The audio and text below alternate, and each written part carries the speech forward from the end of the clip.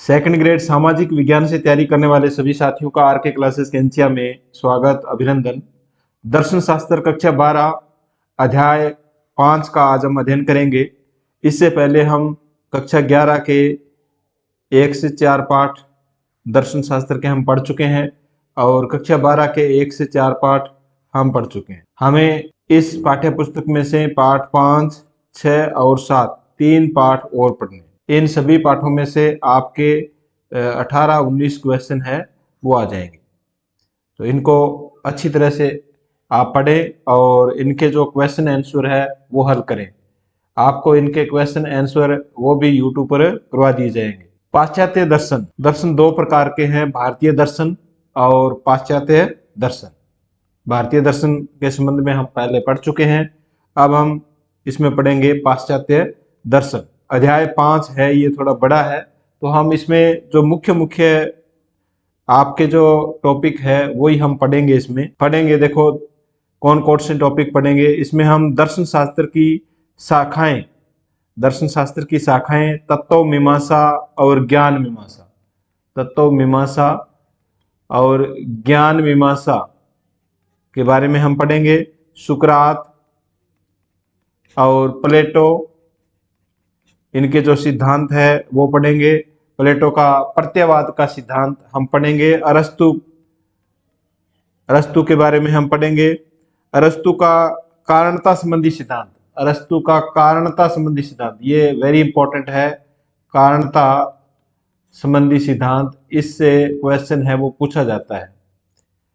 Descartes पद्धति, Descartes पद्धति के बारे में भी क्वेश्चन पूछा जाता है। देकार्त पद्धति या देकार्त की संदेह पद्धति, तो इन सभी के बारे में हम इस पाठ में पढ़ेंगे। आप वीडियो को लाइक कर दीजिए और अपने जितने भी दोस्त हैं जो एसएसटी सेकंड ग्रेड से तैयारी कर रहे हैं उनको आप इसको शेयर जरूर करें। शुरू करते हैं अध्याय 5 पाश्चात्य दर्शन। पाश्चात्य दर्शन का परिचय एवं दर्शन शास्त्र की शाखाएं, इसमें तत्व मीमांसा एवं ज्ञान मीमांसा। मनुष्य एक चिंतनशील प्राणी है, इसलिए विचारणा अथवा चिंतन उसका अनिवार्य लक्षण है। मनुष्य का जो अनिवार्य लक्षण क्या बताया गया है? विचारणा अथवा चिंतन। अपनी इस विलक्षण क्षमता के कारण प्रत्येक सामान्य मनुष्य प्रत्येक विषय के प्रति अपना विशेष दृष्टिकोण, मत या विश्वास रखता है। यानी देखो, प्रत्येक सामान्य मनुष्य प्रत्येक विषय के प्रति अपना अपना दृष्टिकोण है या मत है, विश्वास रखता है। विशेष दृष्टिकोण या मत या विश्वास रखता है। यही विशेष दृष्टिकोण, मत या विश्वास जब तर्क के विश्लेषणात्मक आधार पर पुष्ट किया जाता है तब दर्शन का जन्म होता है। यानी जो भी विश्वास हम करते हैं, दृष्टिकोण है हमारा किसी वस्तु की ओर या किसी सब्जेक्ट की ओर, उस विषय को हम तर्क के द्वारा उसका हम विश्लेषण करते हैं, उसकी पुष्टि करते हैं, तब वह क्या बन जाता है? दर्शन बन जाता है। दर्शन का इतिहास बहुत प्राचीन है, किंतु उसके स्वरूप और उसके विषय वस्तु के संबंध में कोई सर्वमान्य विचार उपलब्ध नहीं होते हैं। ऐसी मान्यता है कि दर्शन विश्व अथवा जीवन को उनकी समग्रता में समझने का एक प्रयास है। यहाँ उसकी चर्चा भारतीय और पाश्चात्य दोनों संदर्भों में करना अनुचित नहीं होगा। भारतीय दर्शन और पाश्चात्य दर्शन दोनों प्रकार के दर्शन है, लेकिन यहाँ पर हम पाश्चात्य दर्शन के बारे में हम पढ़ेंगे। भारतीय दार्शनिकों का मानना है कि दर्शन का कार्य ज्ञान के विभिन्न साधनों द्वारा उपलब्ध, यानी दर्शन का क्या कार्य देखिए, ज्ञान के विभिन्न साधनों द्वारा जो भी सामग्री उपलब्ध होती है उसका कुछ भी न छोड़ते हुए उस सामग्री को व्यवस्थित करना और उनको एक सत्य, एक सर्वोच्च और सार्वभौम सद्वस्तु के रूप में समुचित उनका संबंध स्थापित करना, ये क्या है? दर्शन का कार्य है। ये परिभाषा या दर्शन का कार्य किसने बताया है? श्री अरविंद ने बताया है। तो आपको ये जो कथन है वो याद रखना है, ये किसका कथन है? अरविंद का। दूसरा, ब्राइटमैन जैसे पाश्चात्य दार्शनिकों का कहना है। ब्राइटमैन पाश्चात्य दार्शनिक क्या कहता है? देखो, ये तो भारतीय दार्शनिक था, श्री अरविंद। और पाश्चात्य दार्शनिक है ब्राइटमैन।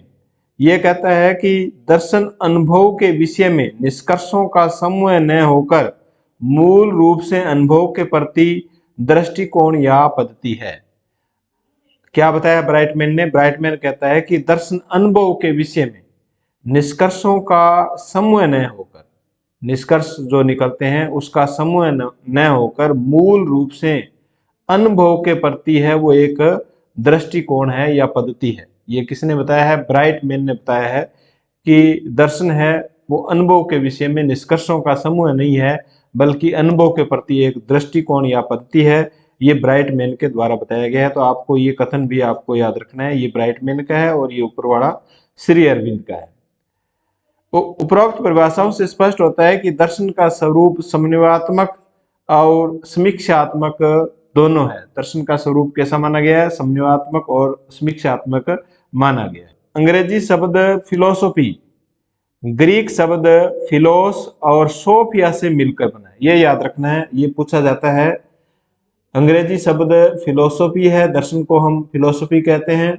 ये ग्रीक शब्द, फिलोसॉफी शब्द किन शब्दों से बना है? ग्रीक शब्द फिलोस और सोफिया से मिलकर बना है, जिसका अर्थ क्या है? देखो, फिलोस का अर्थ है अनुराग या प्रेम, ये याद रखना है। देखो, फिलोस का अर्थ क्या है? अनुराग या प्रेम। सोफिया का अर्थ है ज्ञान या विवेक।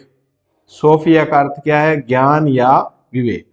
फिलोस का अर्थ अनुराग या प्रेम है, सोफिया का अर्थ ज्ञान या विवेक है। इस प्रकार ज्ञान के प्रति अनुराग रखने को ही फिलोसफी कहते हैं। ज्ञान के प्रति अनुराग रखने को ही फिलोसफी कहते हैं। तो इन शब्दों को आप अच्छी तरह, यहां से क्वेश्चन बन सकता है, इनको अच्छी तरह याद कर लें। भारतीय दर्शन में दर्शन का साधारण अर्थ, भारतीय जो दर्शन है उसमें दर्शन का साधारण अर्थ देखिए, साधारण अर्थ है देखना, और दार्शनिक अर्थ, भारतीय दर्शन में दो प्रकार का अर्थ बताया गया है। साधारण अर्थ में देखना और दार्शनिक अर्थ में साक्षात्कार, देखना और साक्षात्कार के रूप में लिया जाता है। भारतीय दर्शन का प्रारंभ मात्र जिज्ञासा से नहीं, बल्कि आध्यात्मिक असंतोष और जीवन और जगत में व्याप्त असीम दुख से छुटकारा पाने की भावना से हुआ है। भारतीय दर्शन की पद्धति भी पाश्चात्य दर्शन पद्धति से भिन्नता रखती है। देखो, भारतीय दर्शन पद्धति और पाश्चात्य दर्शन पद्धति दोनों में क्या है? भिन्नता है। पाश्चात्य दर्शन की पद्धति मुख्यतः बौद्धिक है। पाश्चात्य दर्शन की पद्धति कैसी है? बौद्धिक है, और जिसमें तर्क वितर्क, विचार विमर्श द्वारा जीवन और जगत के मौलिक स्वरूप को समझने की चेष्टा की जाती है। जबकि भारतीय दर्शन बौद्धिकता के साथ साथ, देखो पाश्चात्य दर्शन क्या माना गया है? बौद्धिक माना है, और भारतीय दर्शन बौद्धिकता के साथ साथ साक्षात्कार पद्धति को भी स्वीकार करती है। भारतीय दर्शन में बौद्धिकता के साथ साक्षात्कार को भी स्वीकार किया जाता है। तो इनमें जो अंतर है उनको आप अच्छी तरह समझें। नेक्स्ट देखिए, पाश्चात्य दर्शन में मुख्यतः बुद्धि को दार्शनिक अध्ययन का आधार माना है। पाश्चात्य जो दर्शन है उसमें बुद्धि को दार्शनिक अध्ययन का क्या माना गया है? आधार माना गया। प्रथम विश्व युद्ध के पश्चात दार्शनिक कार्य और उनके द्वारा अपनाई गई पद्धतियों में क्रांतिकारी परिवर्तन आया। कौन से विश्व युद्ध के बाद? प्रथम विश्व युद्ध के बाद दार्शनिक कार्य और उनके द्वारा जो अपनाई गई पद्धतियां हैं उनमें क्रांतिकारी परिवर्तन आया। दर्शन अब एक पद्धति डम जीव कद के स्वरूप में विकसित हुई। दर्शन एक जो पद्धति है वो डम जीव कद के पद्धति के रूप में विकसित हुई। दर्शन का विस्तार इस रूप में विज्ञान दर्शन, विधि दर्शन, इतिहास दर्शन, नीति दर्शन, धर्म दर्शन, शिक्षा दर्शन आदि रूप में विकसित होने लगा। इसलिए दर्शन को सभी विज्ञानों की मां कहा जाने लगा, क्योंकि दर्शन का जो विस्तार है वो विज्ञान दर्शन के रूप में, विधि दर्शन के रूप में, इतिहास दर्शन के रूप में, नीति दर्शन के रूप में, धर्म दर्शन, शिक्षा दर्शन के रूप में होने लगा प्रथम विश्व युद्ध के बाद में। इसलिए इसको विज्ञानों की मां कहा जाने लगा। अब है दर्शन शास्त्र की शाखाएं, यानी अध्ययन के क्षेत्र।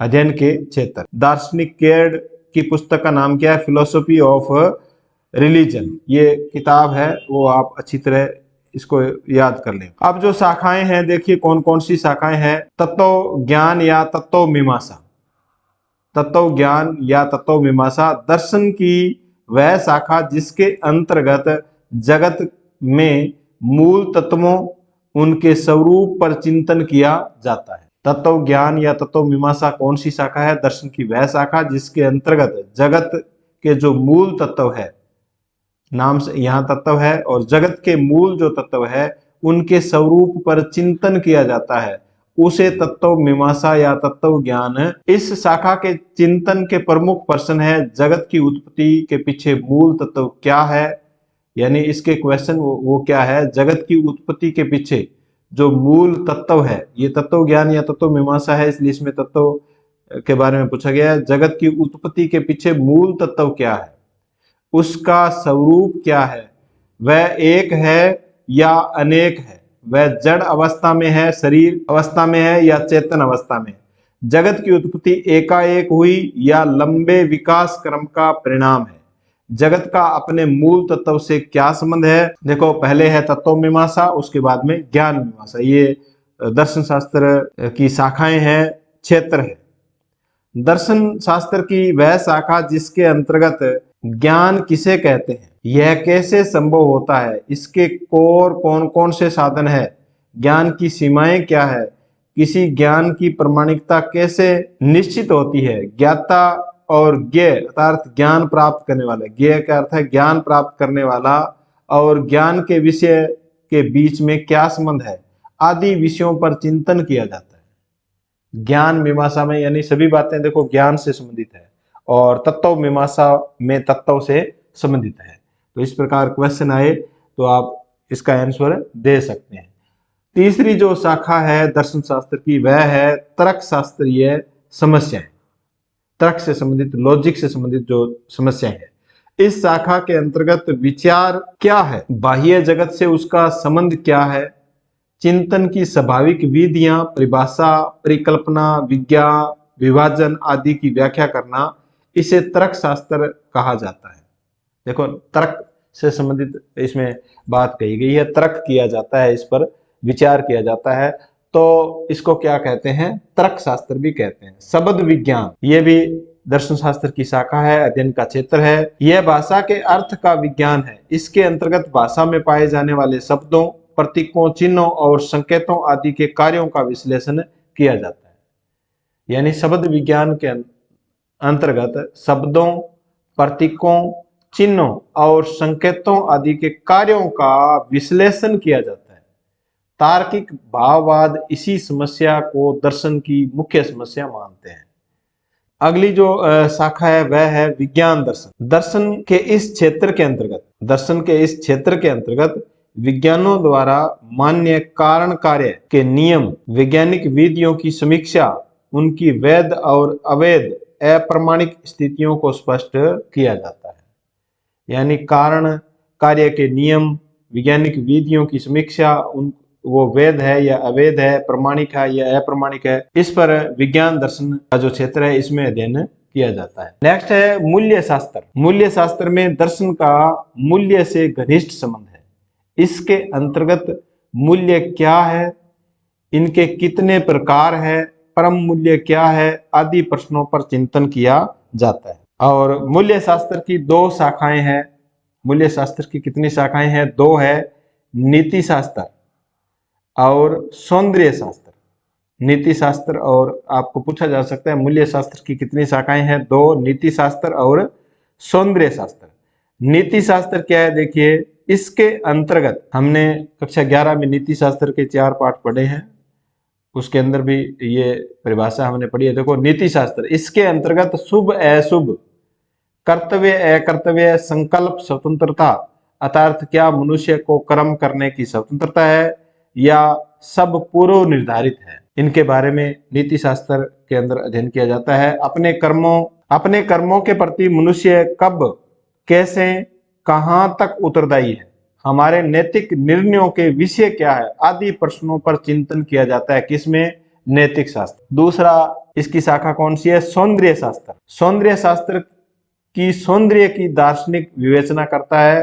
कला, जैसे कला है, कला सौंदर्य की सृष्टि करती है। कला क्या है?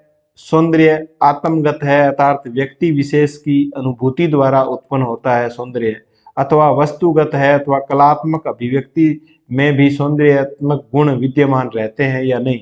कला की कसौटी क्या है? सभी सौंदर्य शास्त्र से संबंधित प्रश्न इसके अंदर अध्ययन किया जाता है। तो ये क्षेत्र है सौंदर्य शास्त्र। नेक्स्ट है 7वीं जो दर्शन शास्त्र की शाखा है, क्षेत्र है, वह है धर्म दर्शन, फिलोसफी ऑफ रिलीजन। धर्म दर्शन धर्म के क्षेत्र से संबंधित समस्याओं को उठाता है। देखो इस नाम से ही संबंधित है, वो इसके अंदर समस्या का समाधान या समस्या के बारे में बताया गया है। समस्या को उठाता है, जैसे धर्म का अर्थ, धर्म का मूल तत्व क्या है, धर्म का नीति एवं अध्यात्म से क्या संबंध है, ईश्वर का अस्तित्व एवं स्वरूप, अशुभ की सत्ता आदि समस्याओं पर विश्लेषणात्मक चिंतन है वो धर्म दर्शन में किया जाता है। विभिन्न समाज विज्ञानों की दार्शनिक समस्याएं, विभिन्न समाज विज्ञान है उनकी जो दार्शनिक समस्याएं हैं इसका अध्ययन भी इसमें किया जाता है।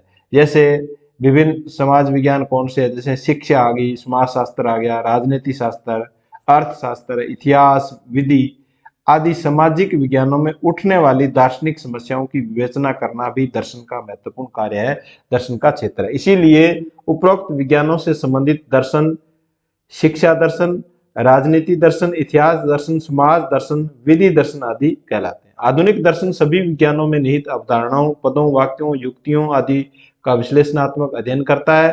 अतः दर्शन के अन्वेषणात्मक विषय सर्वग्राही और विस्तृत होते हैं। अब हम दर्शन की मुख्य शाखाओं तत्व मीमांसा और ज्ञान मीमांसा की पर हम चर्चा करें। देखो 8 शाखाएं हमने पढ़ी, 8 शाखाओं में 2 शाखाएं जो सबसे पहले हमने पढ़ी वह थी ज्ञान मीमांसा और तत्व मीमांसा।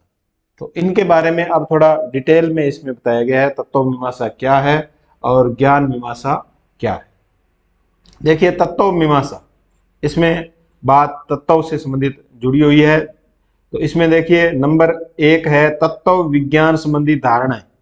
तत्व विज्ञान संबंधी धारणाओं का इसमें अध्ययन किया जाता है। पाश्चात्य दर्शन में प्रमुख रूप से निम्न विचारधाराएं इस तत्व संबंधी विज्ञान के अंदर होती है। देखो एक तत्ववाद, तत्व विज्ञान में एक तत्ववाद, द्वैतवाद और बहुतत्ववाद। एक तत्ववाद, 2 तत्ववाद और बहुतत्ववाद, ये 3 है वो किसमें है? तत्व विज्ञान संबंधी ये धारणाएं हैं पाश्चात्य दर्शन में।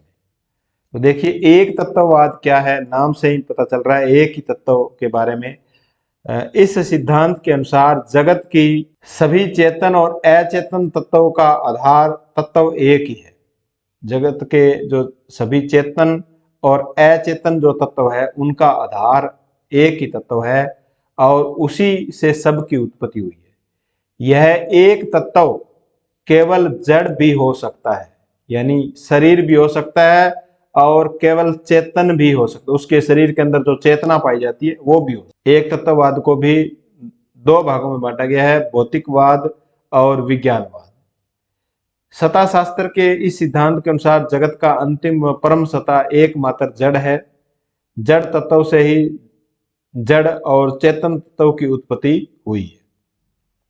यानी भौतिकवाद में यह माना गया है कि जगत की जो उत्पत्ति हुई है वो जड़ तत्व और चेतन तत्व, यानी जड़ तत्व से ही जड़ और चेतन तत्व की उत्पत्ति मानी गई है। विज्ञानवाद में सत्ता शास्त्र के इस सिद्धांत के अनुसार जगत का परम सत्य या तत्व आध्यात्मिक या चेतन है। इस मत को प्रत्ययवाद भी कहते हैं। विज्ञानवाद को क्या कहते हैं?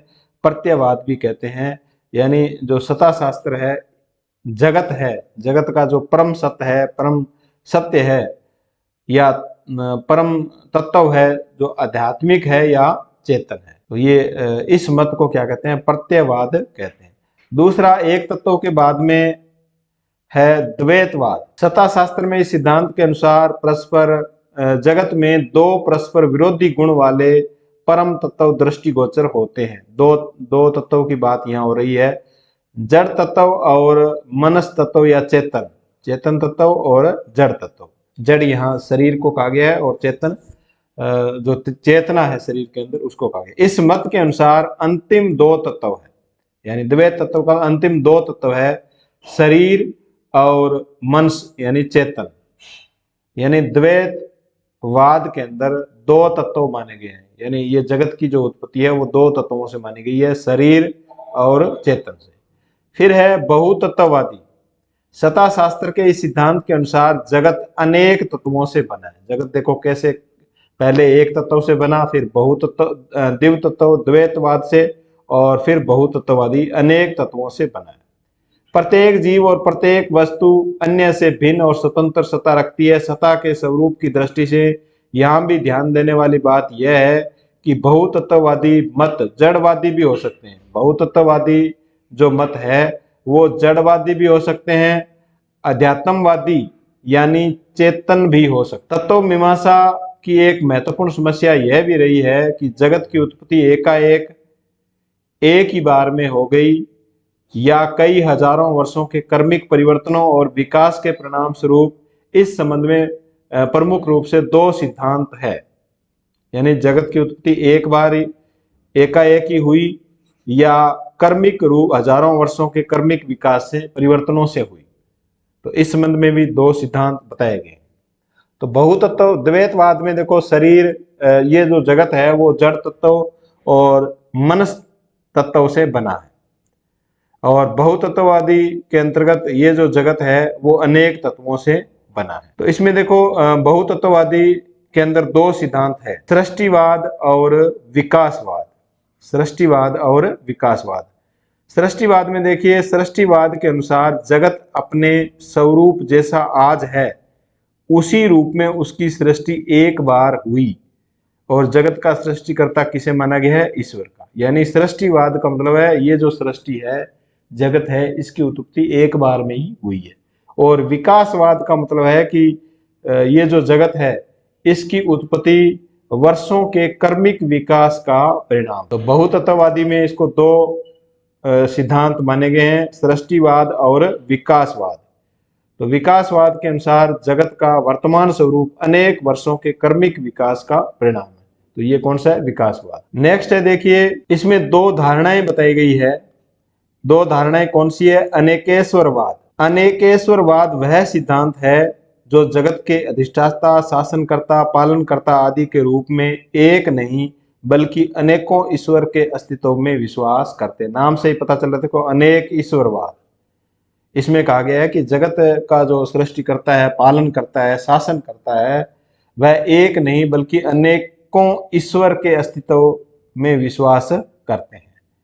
नेक्स्ट है एकेश्वरवाद। एकेश्वरवाद इस सिद्धांत के अनुसार एक ही ईश्वर जगत की अधिष्ठाता है, यानी जगत की जो उत्पत्ति की है वह एक ही ईश्वर ने की है जो अनंत सर्वशक्तिमान एवं सर्वज्ञ है, सभी जगह विद्यमान है। इस सिद्धांत के पुण्य भेद है। एकेश्वरवाद के भी आगे भेद बताए गए हैं। देखो, तटस्थ ईश्वरवाद, सर्वेश्वरवाद, ईश्वरवाद और अंतरातीत ईश्वरवाद। तटस्थ ईश्वरवाद में देखो क्या है, इस सिद्धांत के अनुसार ईश्वर व्यक्तिपूर्ण, चेतन, निरपेक्ष, पूर्णतया शाश्वत सत्ता है। यही एक निश्चित समय में जगत की सृष्टि करता है, तत्पश्चात जगत की क्रियाओं में हस्तक्षेप नहीं करता। इसमें कहा गया है कि ईश्वर है वो एक बार में ही निश्चित समय में ही जगत की क्या करता है? सृष्टि करता है, जगत की उत्पत्ति करता है। सर्वेश्वरवाद। सर्वेश्वरवाद के अनुसार ईश्वर निराकार और व्यक्तिहीन यानी निराकार संपूर्ण जगत में व्यापक है। सर्वेश्वरवाद यानी ईश्वर सर्वे सभी जगह व्यापक है, ईश्वर ही जगत और जगत ही ईश्वर है। ये सर्वेश्वरवाद है। नेक्स्ट है ईश्वरवाद। ईश्वरवाद में इस विचारधारा के अनुसार ईश्वर जगत में व्यापक भी है और जगत से परे भी है, जगत में रहकर वह इसका पालन भी करता है। अंतरातीत ईश्वरवाद। इस सिद्धांत के अनुसार सब कुछ क्या है? ईश्वर है। अब तत्व मीमांसा के बाद में दूसरा जो इसकी शाखा है दर्शन शास्त्र की, मुख्य जो शाखा है, देखो दो मुख्य शाखाओं के बारे में हम पढ़ेंगे, ज्ञान तत्व मीमांसा और ज्ञान मीमांसा। तो दूसरी है ज्ञान मीमांसा। ज्ञान मीमांसीय समस्याओं की चर्चा पूर्व में की जा चुकी है, अतः यहाँ ज्ञान मीमांसीय विभिन्न धारणाओं की चर्चा हम करेंगे। पाश्चात्य दर्शन में ज्ञान प्राप्ति के साधन या स्रोत की चर्चा 3 प्रकार से की गई है। पाश्चात्य दर्शन के अंदर ज्ञान प्राप्ति के जो साधन या जो स्रोत है उसकी चर्चा 3 प्रकार से की गई है। देखो, बुद्धिवाद, अनुभववाद और समीक्षावाद। पाश्चात्य दर्शन में ज्ञान तत्व मीमांसा है उसकी जो व्याख्या की गई है या उसकी जो प्राप्ति है ज्ञान की, वह 3 प्रकार से की गई है। तो सबसे पहले है बुद्धिवाद। ज्ञान मीमांसीय सिद्धांत जिसके अनुसार वास्तविक ज्ञान एकमात्र साधन बुद्धि है, यानी वास्तविक ज्ञान का एकमात्र साधन क्या माना गया है? बुद्धि माना गया, तो इसको बुद्धिवाद कहेंगे। अनुभववाद, ज्ञान का एकमात्र साधन इंद्रिया अनुभूति, यानी जो इंद्रिया है उनके अनुभव, हम जैसे आंखों से देखकर उसका अनुभव करते हैं, वह अनुभववाद। ज्ञान की प्राप्ति, जिस अनुभव से जो हमें ज्ञान की प्राप्ति होती है, वह अनुभववाद है। समीक्षावाद, समीक्षा वह ज्ञान मीमांसीय सिद्धांत है जो ज्ञान की प्राप्ति केवल बुद्धि या केवल इंद्रिय अनुभव से नहीं होती, बल्कि बुद्धि एवं अनुभव दोनों के सहयोग से प्राप्त होती है। दोनों के जो समीक्षा है, बुद्धि और अनुभव। देखो, यहाँ बुद्धि है, यहाँ अनुभव है, और यहाँ समीक्षावाद में बुद्धि और अनुभव दोनों है। तो क्वेश्चन पूछा जा सकता है, समीक्षावाद में किसके सहयोग से ज्ञान की प्राप्ति होती है? बुद्धि से, अनुभव से, बुद्धि और अनुभव दोनों से। तो दोनों से ज्ञान की प्राप्ति होती है। नेक्स्ट है, ज्ञान के 3 पक्ष होते हैं। ज्ञान के कितने पक्ष बताए गए हैं? 3। एक तो है ज्ञाता, जानने वाला। दूसरा है ज्ञेय, यानी ज्ञान का विषय। तीसरा है ज्ञान विषय संबंधी ज्ञान। नेक्स्ट है देखो प्रत्ययवाद। प्रत्ययवाद के अनुसार ज्ञेय पदार्थ का अस्तित्व ज्ञाता से स्वतंत्र नहीं, बल्कि उसका पदार्थ का अस्तित्व ज्ञाता पर ही निर्भर करता है। ज्ञाता से संबंधित होने पर ज्ञेय का अस्तित्व स्वीकार किया जाता है। वस्तुवाद या वास्तववाद, इस मत के अनुसार ज्ञेय यानी पदार्थ, ज्ञान का विषय ज्ञाता के अस्तित्व पर निर्भर नहीं, बल्कि इसका अस्तित्व ज्ञाता से स्वतंत्र है। तो ये 2 धारणाएं हैं जो ज्ञान तत्व है, ज्ञान मीमांसा है उसके अंतर्गत। नेक्स्ट है, इन प्रश्नों से संबंधित 3 सिद्धांत है।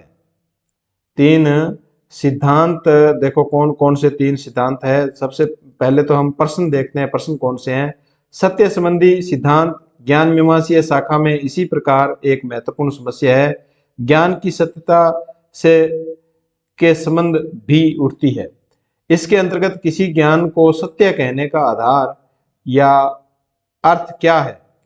कोई जो ज्ञान है, वो ज्ञान सत्य है या नहीं है, इसको सत्य कहने का आधार क्या है, अर्थ क्या है, तथा कोई ज्ञान सत्य है या असत्य, इसकी जांच या परीक्षण कैसे संभव है?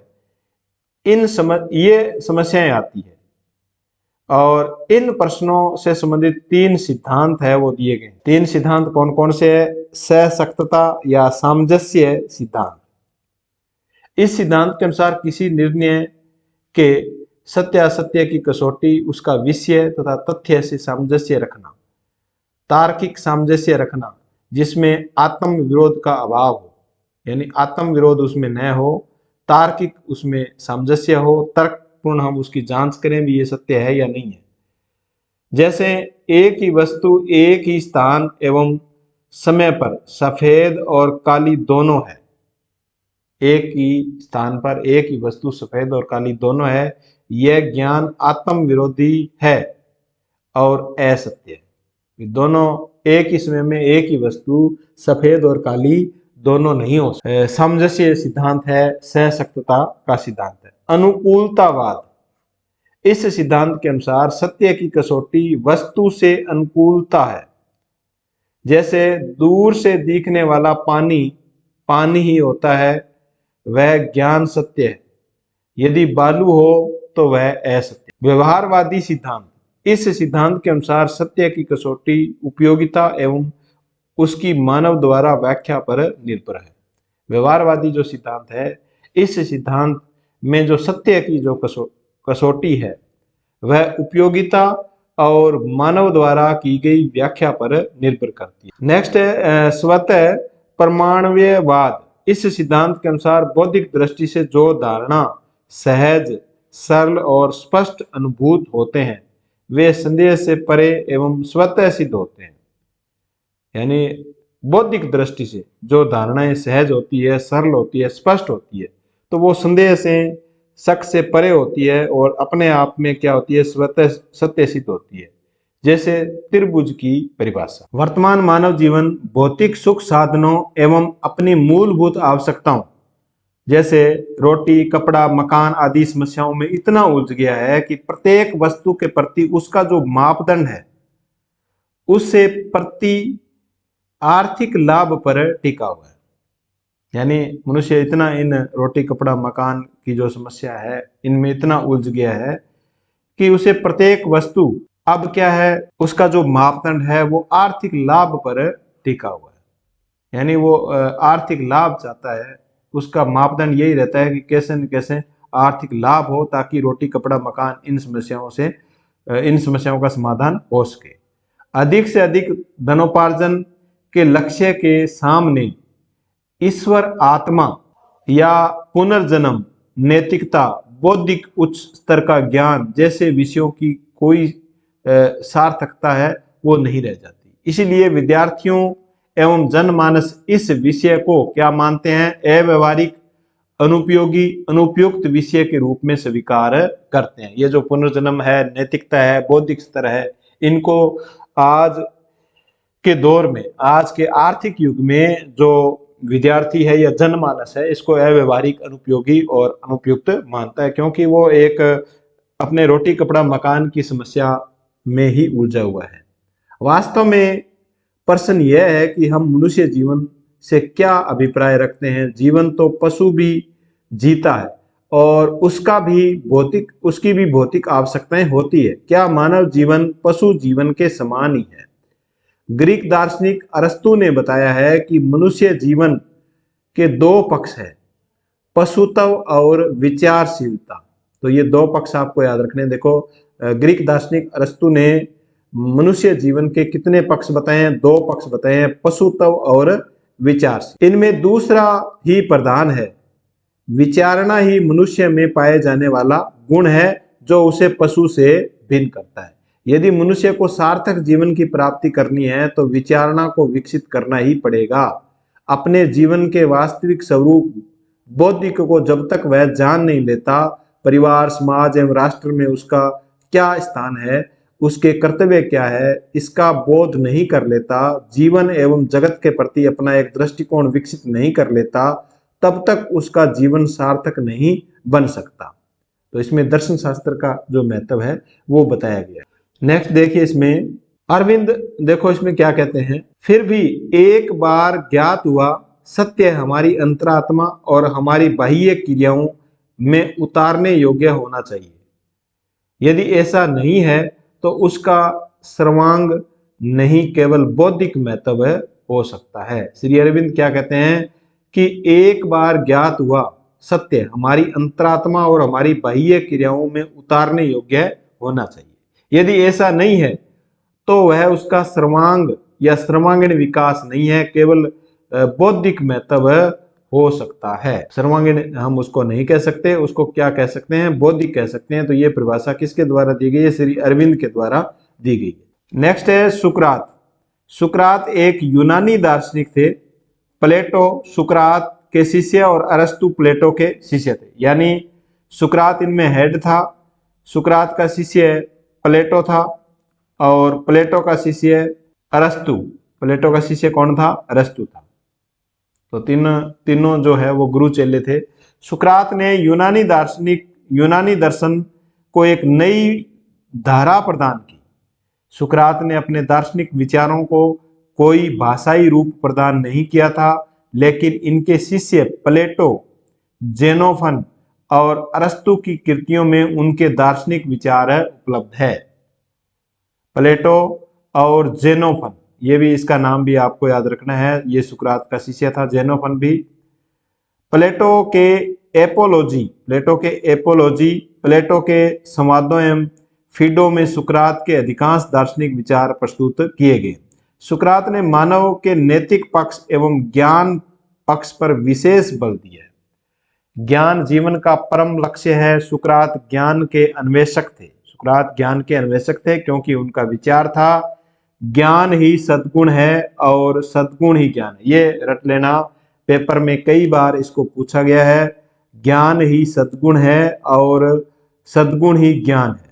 तो ये किसका है? सुकरात का है। और सुकरात ने ज्ञान पर विशेष बल दिया। उनके मत में प्रत्येक व्यक्ति सुख चाहता है और सुख शुभ कर्मों पर आधारित है। शुभ कर्मों के लिए शुभ का ज्ञान होना आवश्यक है। इस प्रकार ज्ञान शुभ कर्मों का सार है, अतः ज्ञान ही सद्गुण है। तो ज्ञान ही सद्गुण है और सद्गुण ही ज्ञान है। यह कथन किसके द्वारा कहा गया है? सुकरात के द्वारा कहा गया है। नेक्स्ट है सुकरात की समस्या। दार्शनिक समस्या क्या है? प्रत्येक दार्शनिक के समक्ष उसके पूर्व एवं समकालीन विचारधाराएं हैं वो कुछ प्रश्न और जिज्ञासाएं उत्पन्न करती है। सुकरात की दार्शनिक समस्या को भी उनसे पूर्व और समकालीन दार्शनिक परिवेश में भी समझा जा सकता है। सुकरात का जन्म यूनान के इतिहास के एक ऐसे युग में हुआ जब सोफिस्ट मत का प्रचलन था। सोफिस्ट मत के जो समर्थक थे वो प्रोटोगोर्स थे। आपको सोफिस्टों के ज्ञान और सत्य के संबंध में जो विचार है वो ये चार विचार आपको ध्यान में रखने हैं। ये सोफिस्ट मत के जो समर्थक है, ये भी पूछा जाता है कौन है? प्रोटेगोर्स। सोफिस्ट मत का समर्थक कौन है? प्रोटेगोर्स। ज्ञान सत्य के संबंध में सोफिस्टों के जो विचार है वो निम्न चार है। देखिए कौन कौन से हैं। इंद्रियां ही ज्ञान का अंतिम स्रोत है। सोफिस्ट मानते हैं कि जो इंद्रियां हैं, हमारे आंख नाक कान, ये ही ज्ञान का अंतिम स्रोत है।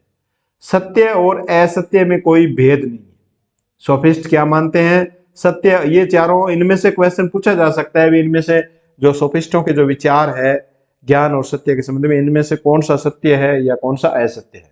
तो ऐसे क्वेश्चन बनाया जा सकता है। सत्य और असत्य में कोई भेद नहीं है, ऐसा कौन मानते हैं? सोफिस्ट मानते हैं।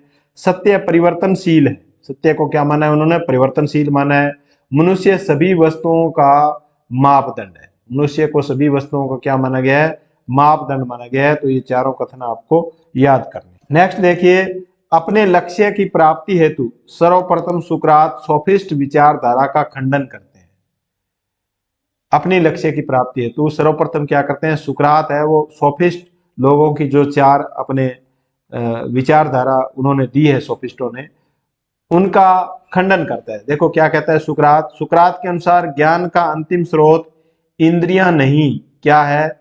बुद्धि है। और वो एग्जाम्पल भी देते हैं, इंद्रियां द्वारा भ्रम जनित ज्ञान भी उत्पन्न होता है। वो कहते हैं अगर ज्ञान का स्रोत, अंतिम स्रोत इंद्रियां मान ली, तो इंद्रियों के द्वारा तो हमें भ्रमित ज्ञान भी प्राप्त होता है। कैसे? जैसे तारे टिमटिमाते हुए दिखाई देते हैं जबकि वो टिमटिमाते नहीं है। पानी में पड़ी लकड़ी टेढ़ी नजर आती है। ये हमें किससे ज्ञान प्राप्त होता है? इंद्रियों से, जो सत्य नहीं है। जबकि सोफिस्ट इसको क्या मानते हैं? सत्य मानते हैं। दूसरी ओर इंद्रियों को ज्ञान का अंतिम स्रोत मान लेने पर पशु ज्ञान और मनुष्य ज्ञान में कोई अंतर नहीं रह जाएगा। पशुओं में ज्ञान में उचित अनुचित का कोई भेद नहीं है, जबकि मनुष्य विवेक द्वारा यह भेद करने की क्षमता रखता है। दूसरा खंडन करता है सुकरात सोफिस्टों का। देखो क्या कहते हैं? सत्य व्यक्ति सापेक्ष नहीं होता बल्कि वस्तुनिष्ठ होता है। दूसरे शब्दों में, यदि सत्य को व्यक्तिगत निर्णय पर निर्भर कर दे तो एक सत्य दूसरे व्यक्ति के लिए असत्य हो जाएगा। यानी व्यक्तिगत निर्णय हम किसी का करते हैं तो एक व्यक्ति किसी वस्तु को सत्य भी कह सकता है और दूसरा व्यक्ति उसको असत्य भी कह सकता है। अतः व्यक्ति सापेक्ष नहीं होता, यानी व्यक्ति सापेक्ष नहीं होता है, सत्य सत्य ही होता है, वस्तुनिष्ठ होता है। सुकरात एक तर्क द्वारा सोफिस्टों के विरुद्ध कहते हैं कि एक व्यक्ति रूप में मेरा, यानी सुकरात का कथन है कि सोफिस्टों का यह मत गलत है। यदि सोफिस्ट मेरे कथन को गलत सिद्ध करते हैं तो उनका स्वयं का सिद्धांत मनुष्य सभी वस्तुओं का मापदंड है। गलत सिद्धांत के अनुसार सत्य है मापते हैं तो तो भी इनका सिद्धांत गलत सिद्ध होता है। यानी अगर मेरे को वो असत्य मानते हैं तो वो कहते हैं कि मनुष्य सभी वस्तुओं का मापदंड है, तो इसके हिसाब से फिर भी वो क्या है, गलत है। इस प्रकार सुकरात के अनुसार सत्य है वह निरपेक्ष है, सामान्य है, अपरिवर्तनशील है और बौद्धिक है। किसके अनुसार? सुकरात के अनुसार। अपने इस दृष्टिकोण अथवा लक्ष्य को स्थापित करने के लिए सुकरात एक विशिष्ट पद्धति का आविष्कार करते हैं। उस पद्धति का क्या नाम है? सुकरातीय पद्धति है।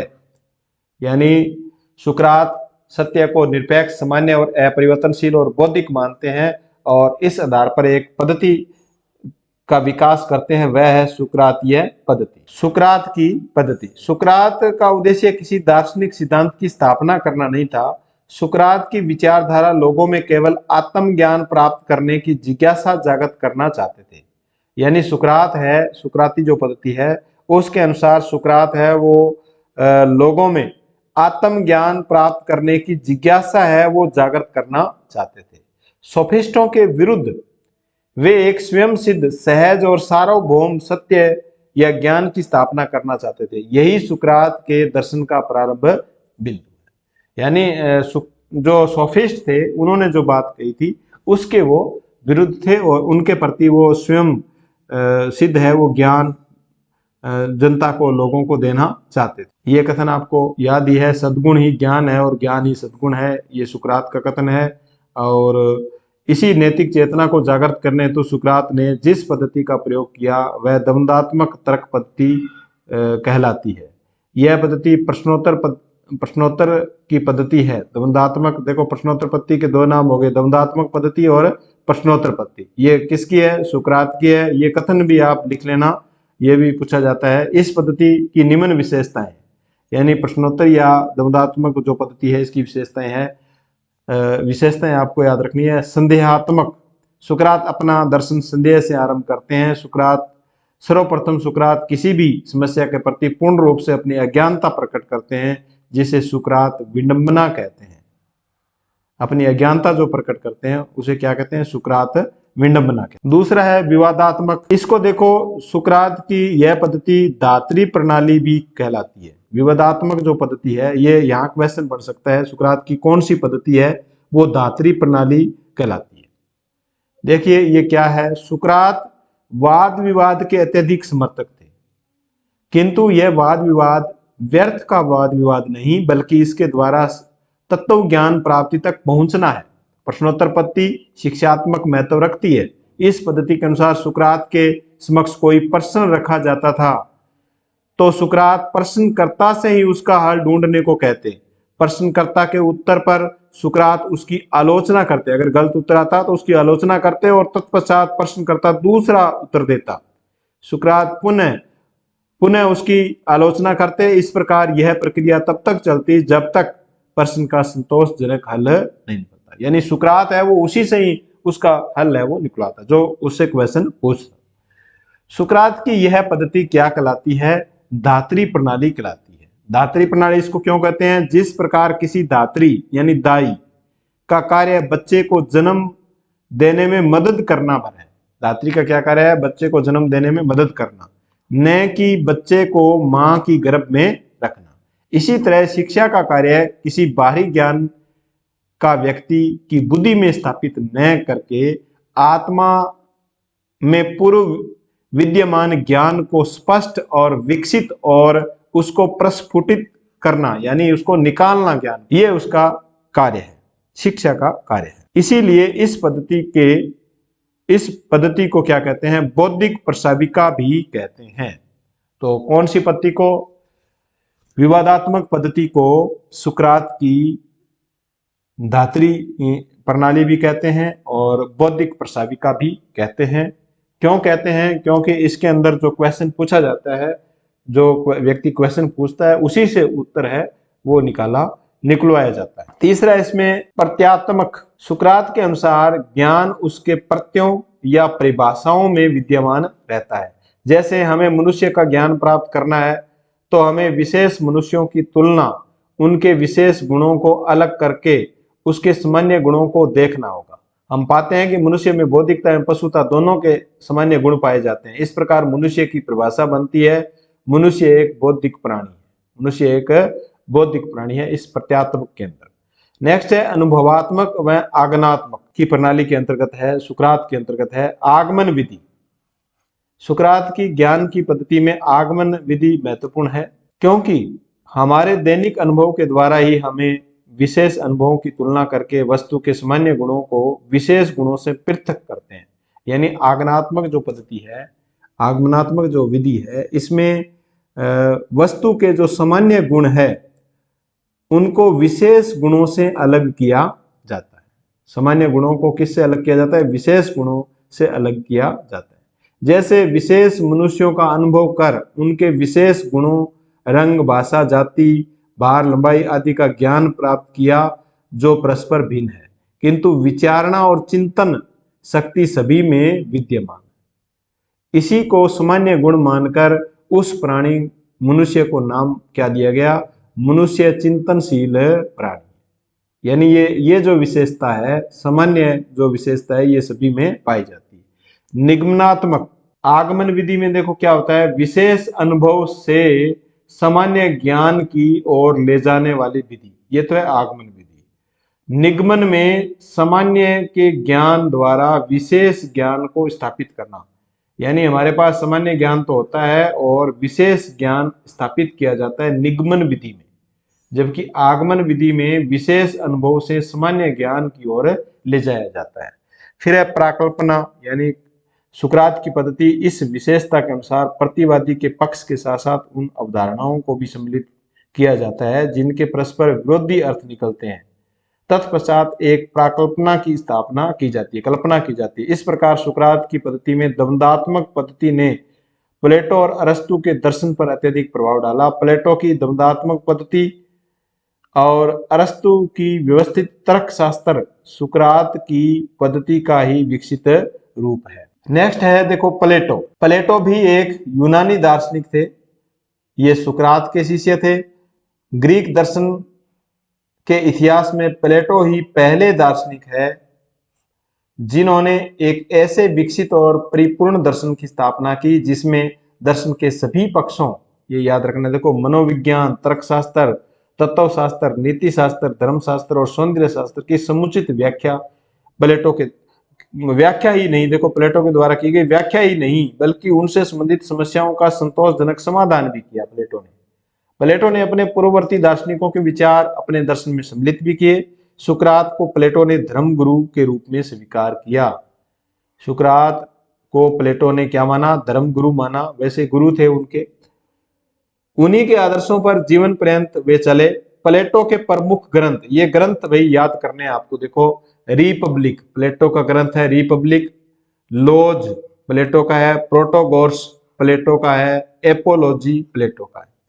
उनके वृद्धकालीन रचनाओं में अन्य जो पुरानी उनकी रचनाएं हैं, मेनोफिडो, सिपोजियम, पॉलिटिक्स, फाइलेब्स, टिमियस, थीटिस, स्टेट्समैन, सोफिस्ट, ये इनके ग्रंथ हैं।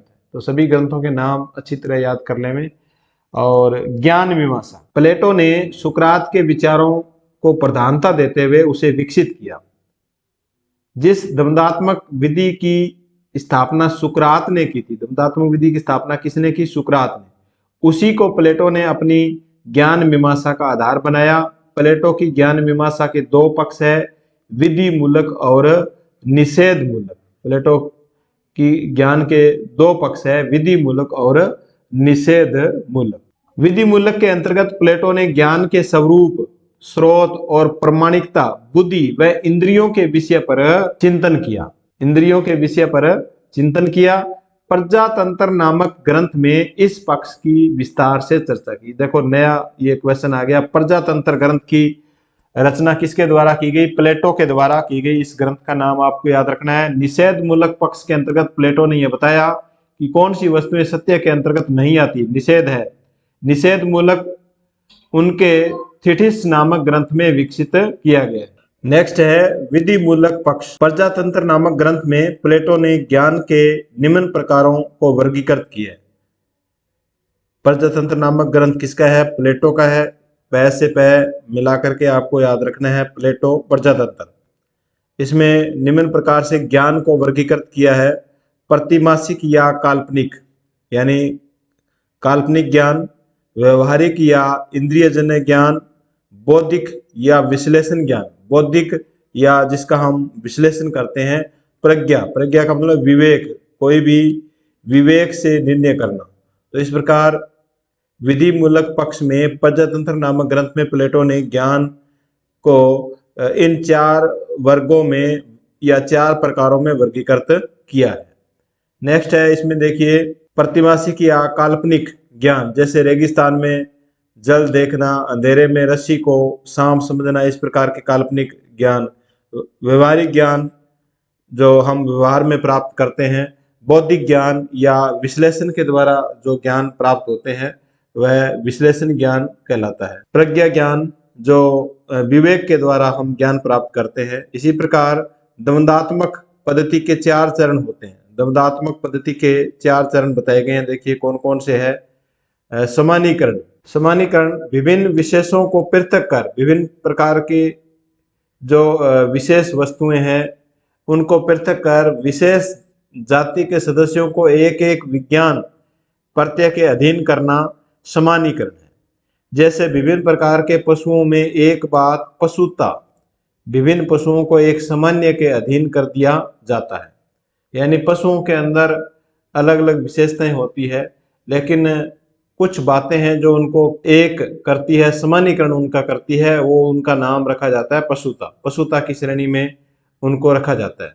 जो सामान्य है वही प्रत्यय है। इसी प्रकार वर्गीकरण, किसी प्रत्यय को उसके विभिन्न उपवर्गों में विभाजित करना वर्गीकरण कहलाता है। जैसे पशुता के आधार पर उसके उपवर्ग, जैसे गो प्रत्यय, मनुष्य प्रत्यय, अश्व प्रत्यय आदि में उनका वर्गीकरण करना।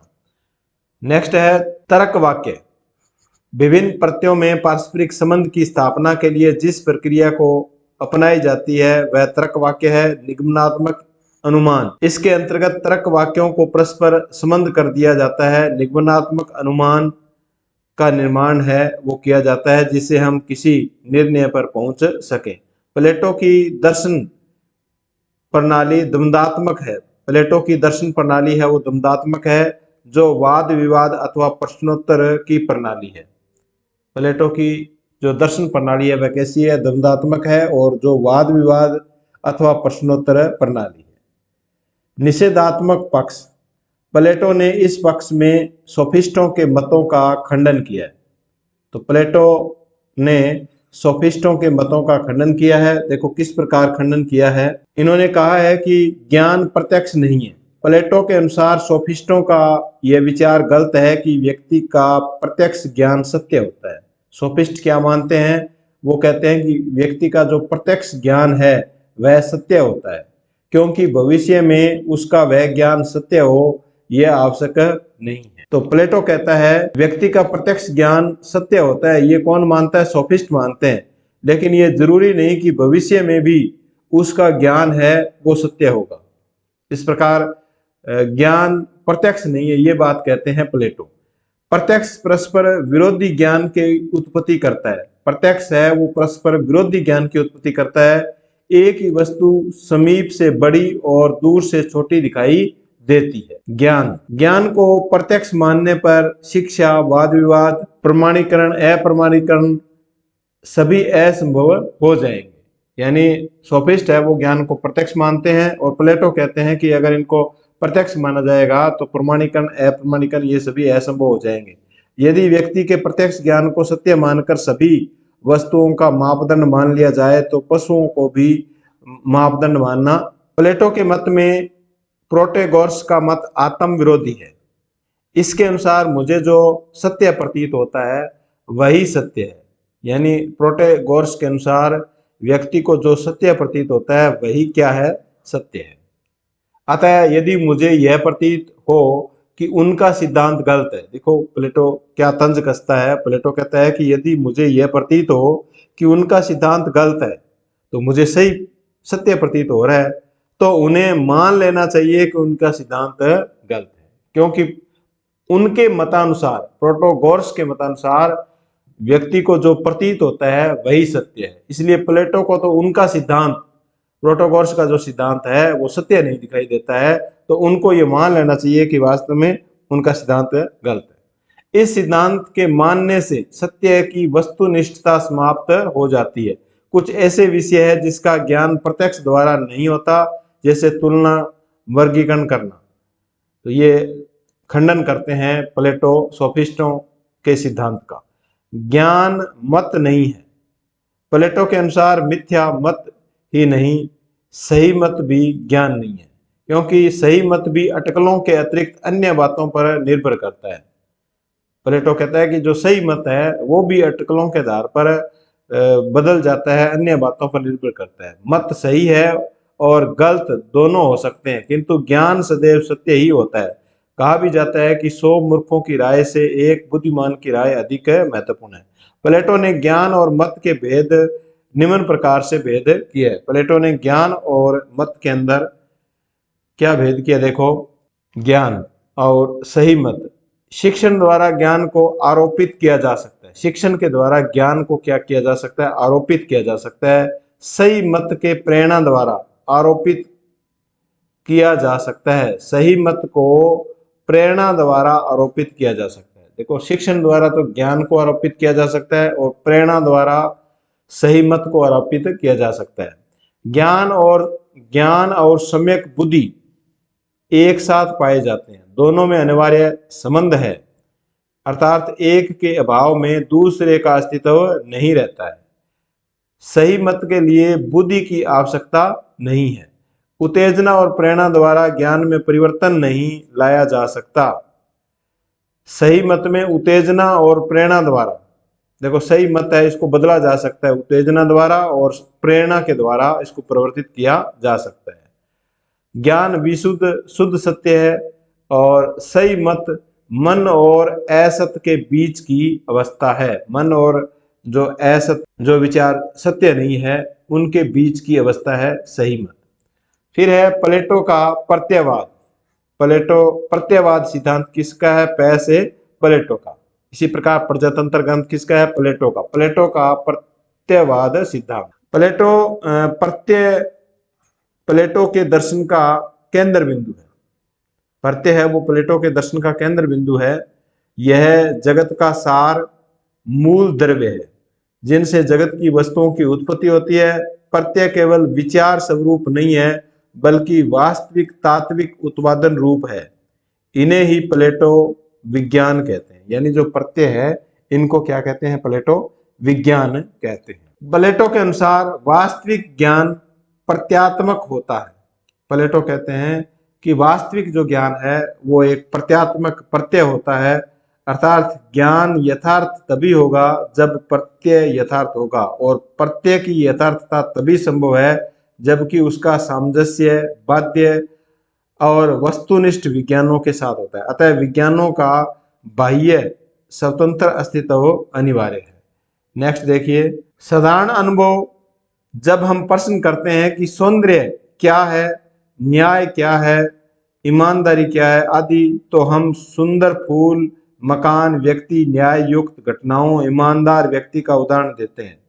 किंतु ये क्रमशः सौंदर्य, न्याय, ईमानदारी प्रत्यय के उदाहरण है, न कि प्रत्यय। यानी ये जो ईमानदारी है, सौंदर्य है, ये प्रत्यय के उदाहरण है, ये प्रत्यय नहीं है। वास्तव में यह आदर्श रूप मानदंड है जो आत्मा में स्थित रहते हैं, और इनकी संगति सामंजस्य आत्मा से स्वतंत्र वस्तुनिष्ठ सौंदर्य, न्याय आदि से होना आवश्यक है, वरना आत्मा में स्थित प्रत्यय काल्पनिक माने जाएंगे। इंद्रियात्मक जगत में जितनी भी वस्तुएं हैं उनके प्रत्यय आत्मा से स्वतंत्र है, वस्तुनिष्ठ रूप में विद्यमान होते हैं। प्रत्यय का मतलब यहाँ विचार से है। प्रत्यय जगत जो प्रत्यक्ष जगत से भिन्न है में अस्तित्व रखते हैं। आत्मा को इन प्रत्ययों का ज्ञान रहता है। प्रत्ययों की विशेषताएं। प्रत्यय जगत का सार, द्रव्य, सामान्य, विचार रूप इकाई, तटस्थ, अपरिवर्तनशील, देश काल से परे बौद्धिक तत्व है। प्रत्यय क्या है, ये विचार है, रूप है, इकाई है, ये अपरिवर्तनशील, देश काल से परे है, ये बौद्धिक तत्व है एक प्रकार से प्रत्यय। प्रत्यय क्या है, द्रव्य है, प्रत्यय सामान्य है, विचार है, इनको इकाई भी हम कह सकते हैं। प्रत्यय अनेक है देखो, किंतु उनमें एकता है, इसलिए एक वर्ग के लिए एक ही प्रत्यय है। देश काल से परे है और बौद्धिक है। प्रत्ययों के प्रकार, प्रत्ययों के प्रकार ये तो थी विशेषताएं, और प्रत्ययों के प्रकार देखो आपको याद रखने हैं। नैतिक प्रत्यय, नैतिक प्रत्यय में कौन कौन से आते हैं? न्याय, शुभतो, सुंदरता। अनैतिक प्रत्यय में अन्याय, अशुभतो, कुरूपता। ये इनके उदाहरण आपको याद रखने हैं। प्राकृतिक वस्तुओं के प्रत्यय, प्राकृतिक वस्तु देखो अग्नि, वायु, जल, मनुष्य, पशु आदि आते हैं। कृत्रिम वस्तुओं के प्रत्यय, मकान, कुर्सी, मेज आदि। गुणों के प्रत्यय जैसे सफेदी है, यानी प्रत्यय का हम कह सकते हैं एक तरह का भाव, जैसे सफेदी का भाव, मीठापन, कड़वापन आदि।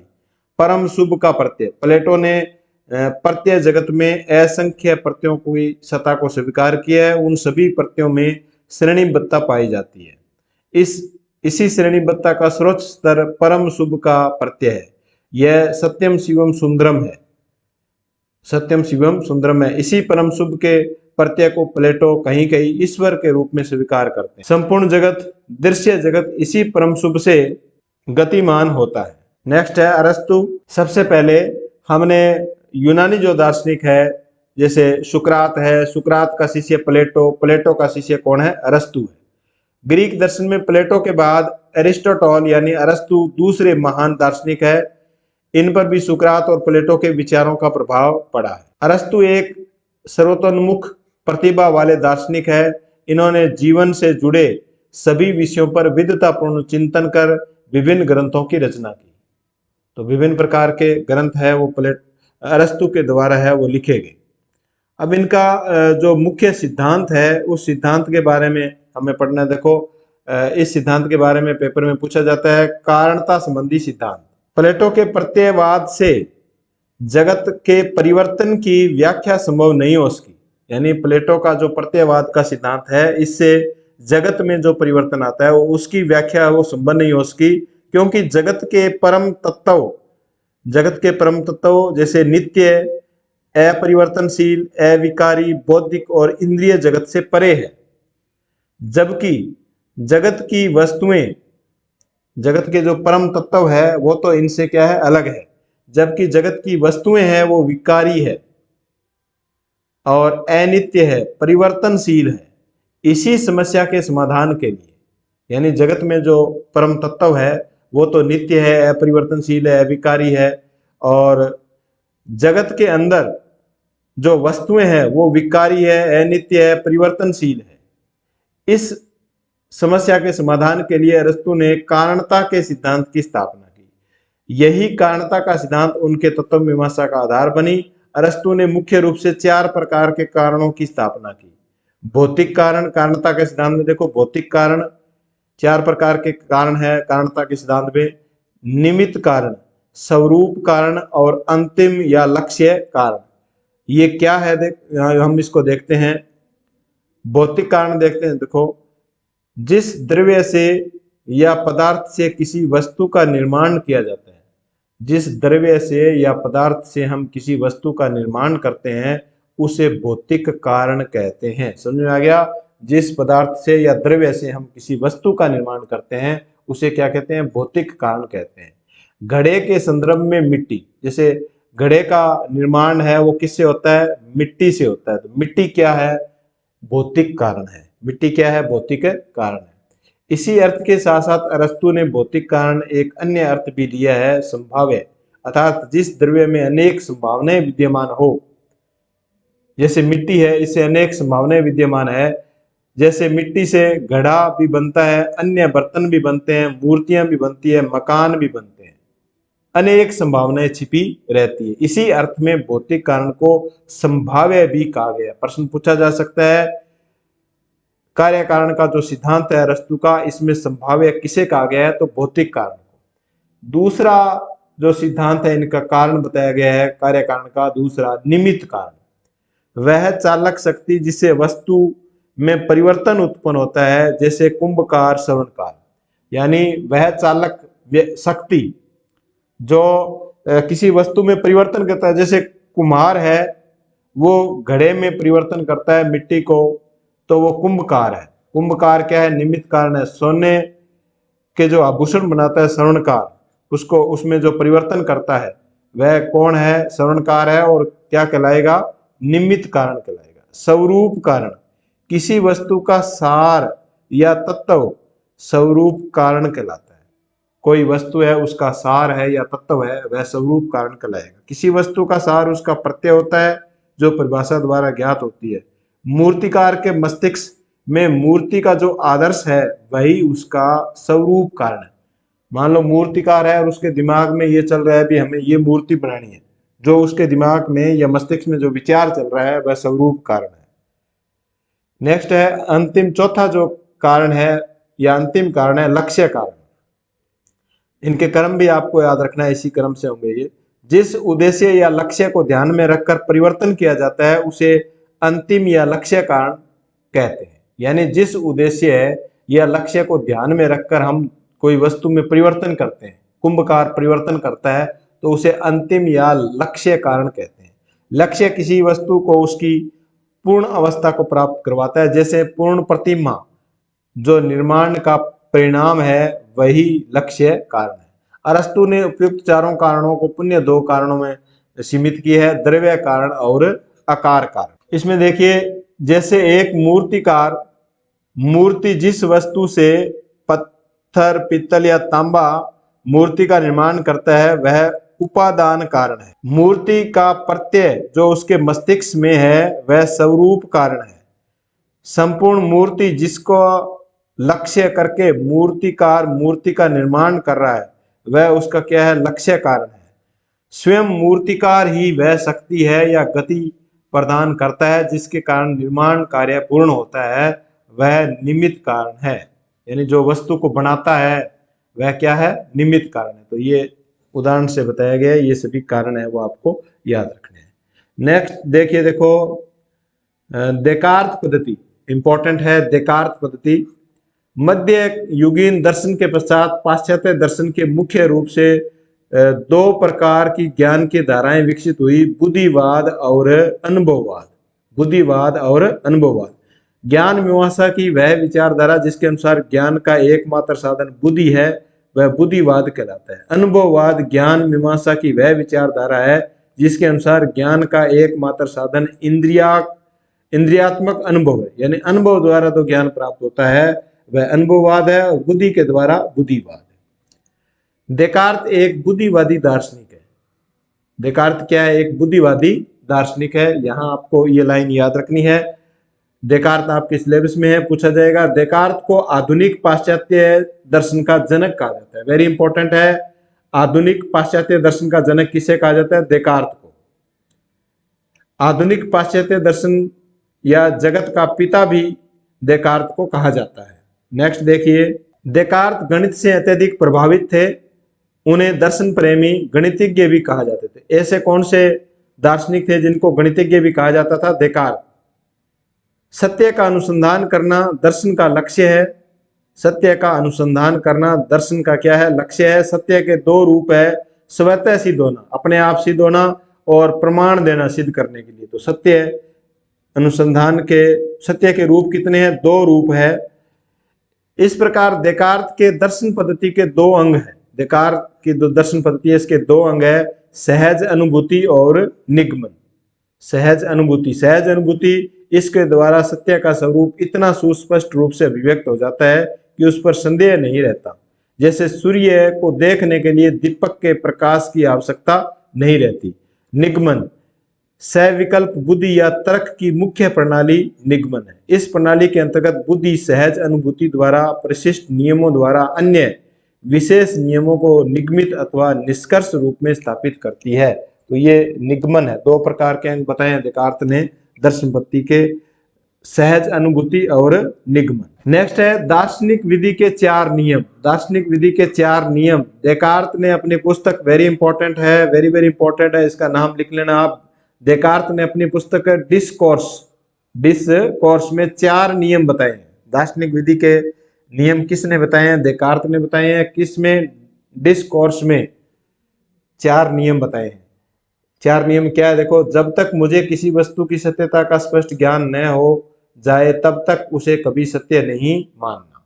अर्थात स्वयं की धारणा निर्धारित करने में अति शीघ्रता, पूर्वाग्रह को दूर रखना, अपनी धारणा में केवल वही चीज ग्रहण करना जिसकी सत्यता पर संदेह करने का अवसर ही उत्पन्न न हो। किसी समस्या पर विचार करते समय उसके सही समाधान हेतु उस समस्या का यथासंभव या पर्याप्त अंशों में विश्लेषण करना। यानी कोई भी समस्या है तो उसका सही समाधान करना है तो हमें उसके अंशों का विश्लेषण करना पड़ेगा। किसी प्रश्न पर व्यवस्थित ढंग से अगर विचार करना है तो इसके अंतर्गत सरल सुलभ ज्ञान से प्रारंभ कर एक निश्चित क्रम में जटिलतर अवस्था तक पहुंचने का हमें प्रयास करना होगा। अपनी विचारों से संबंधित सभी पक्षों को इस प्रकार गणना एवं सर्वेक्षण करना है ताकि इस बात की पूर्ण निश्चितता हो जाए कि कड़ी में कहीं भी कोई छूटा नहीं है।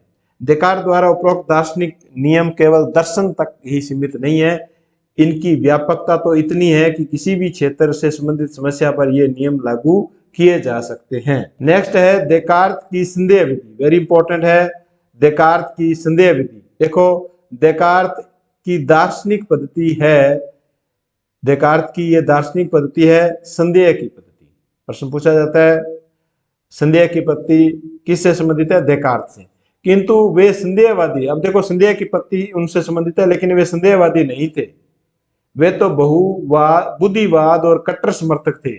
किंतु निश्चित संदेह रहित सार्वभौम सत्य तक पहुंचने के लिए संदेह आवश्यक है।